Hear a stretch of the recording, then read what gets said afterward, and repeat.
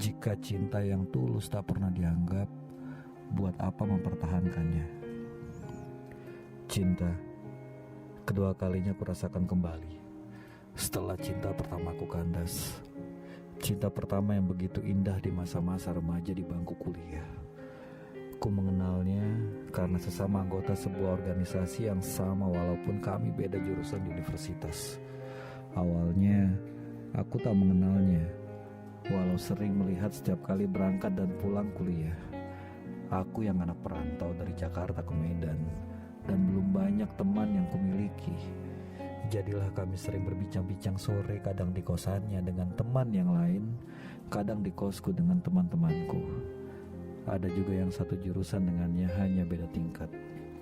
Singkat cerita, entah mengapa kami pun menjadi pasangan seperti yang lainnya. Usia kami tidak beda jauh, hanya beda seminggu.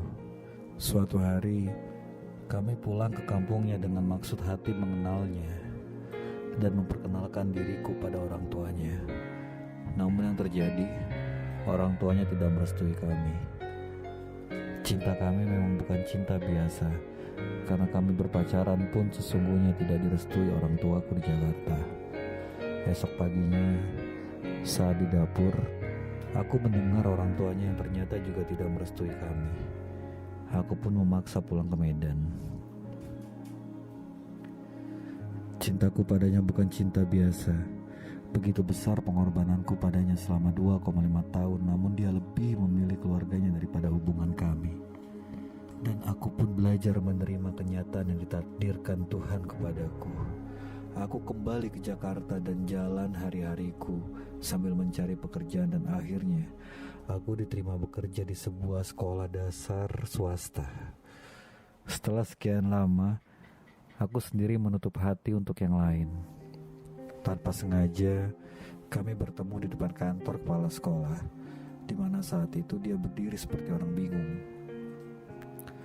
Pikirku, ia seorang sales buku yang datang ke sekolah-sekolah untuk menawarkan buku cetak untuk siswa. Ternyata aku salah. Ia menjadi partner kami sesama guru. Saat itu aku belum merasakan cinta ataupun rasa suka karena dia berbeda sekali dengan tipe laki-laki idamanku yang tinggi, berisi, dan juga putih serta lebih smart dari aku. Dia berbadan gelap dan kurus, juga berambut keriting. Jauh dari tipe cowok idamanku. 4 bulan kami menjadi partner guru. Selalu kami bertengkar tidak jelas dan saling sindir walaupun tidak sama pada pertengkaran hebat. Sejak itu, kami menjadi dekat dan semakin dekat. Jika pergi, selalu bersama pulang sekolah. Terkadang, aku diantar pulang sampai di kos, walaupun dengan jalan kaki. Tapi aku merasa bahagia karena ada teman untuk mengobrol sambil berjalan hingga tak terasa tiba di kos. Kami pergi ke mall dengan naik Kopaja, namun aku merasa aman dijaganya. Kedekatan kami yang berbeda segalanya membuat kami pun menjadi semakin dekat. Usia kami berbeda 10 tahun jauhnya, tapi dia tidak merasa malu. Saat itu, aku hanya bisa menganggapnya sebagai teman biasa. Kebersamaan kami pun banyak orang yang tidak menyukainya karena perbedaan usia, suku, dan juga status pekerjaan kami. Kami tetap menjalani kebersamaan kami walaupun diam-diam bertemu di luar jam sekolah. Di sekolah, kami tetap profesional menjalankan tugas sebagai guru. Setiap pulang tes, kami pergi makan di luar, dan jika hari Minggu, kami pergi ibadah. Setelah itu pergi mengunjungi keponakannya yang berbeda agama dari kami hanya untuk mengajaknya jalan-jalan ke mall terdekat. Kisah cinta kami memang seperti sinetron yang tak tahu bagaimana akhirnya. Menjalani hubungan yang tak pernah dianggap ada. 1 tahun kebersamaan kami, aku belajar membuka hati dan mencoba menyayanginya setulus hati. Walau tertekan batin, belajar menerima kehadirannya. Aku selalu mengiyakan kemana ia mengajakku, untuk apa ia lakukan, seperti menemaninya ke bengkel dan juga bermain futsal. Walau dulu aku tidak suka bola, sejak bersamanya belajar menyukai apa yang dia suka. Setelah aku belajar menyayanginya, tetap tetaplah cinta kami bukan cinta biasa. Aku masih belum diakui sebagai pacarnya ataupun sebagai calon istrinya. Selama 3 tahun bersama dan mencoba belajar mengikuti keegoisannya, akhirnya aku pun ditinggal. Baginya, lebih baik masuk penjara dibandingkan harus menikah denganku yang sudah mendampinginya saat dia susah dan dia butuh bantuan. Aku selalu ada untuknya, namun hatiku kosong dan aku pun tertekan dengan hubungan yang tak pernah diakui olehnya. Kecemburuan dan juga rasa iriku terhadap pasangan lain juga membuatnya tidak mau menganggapku ada. Seringnya aku menangis berdoa pada Tuhan untuk selalu diberi ketabahan mendampinginya. Walau dia berasal dari keluarga yang tidak mampu, namun aku tak pernah menyinggung soal harta ataupun tingkat sosial kami. Karena cinta tidak akan memandang harta, tapi cinta memandang ketulusan dan kesungguhan hati. Hampir 3 tahun aku bertahan dengan tekanan batin yang terkadang tak sanggup lagi kujalani, dan selalu meminta Tuhan memanggil namaku. Namun Tuhan masih memberiku kekuatan menjalaninya untuk mendampingi dirinya yang tidak pernah menganggapku sebagai pasangannya.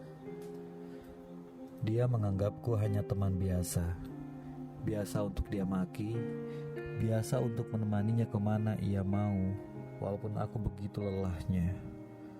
Biasa untuk dia marahi, bahkan pernah sekali kami bertengkar hebat hanya karena hal sepele hingga pisau pun bermain dalam pertengkaran kami. Akhirnya aku beranikan diri meminta pernyataannya. Aku ini apa baginya?